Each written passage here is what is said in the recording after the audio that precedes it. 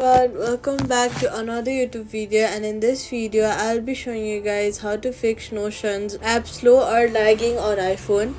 Performance boost tips. If is your Notion app lagging or slow on iPhone, here's how to speed it up fast. First, close all the other background apps if you have one, and also swipe up and close other backgrounds app in the background, and also close Notion and reopen it. This frees up memory for Notion. Next, clear cache or offload the app. Go to settings, search for iPhone storage, scroll down, go to Notion and click offload app. Then or reinstall. Your pages stay synced in the cloud. After that, open your app store, search for Notion, and then see if there is an update button available. If there is, update your app to the latest versions to fix performance bugs.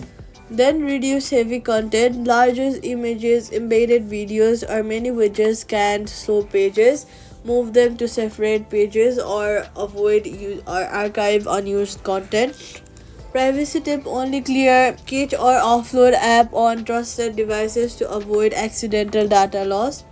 Quick fix: restart your iPhone, open Notion in Safari for smoother performance temporarily.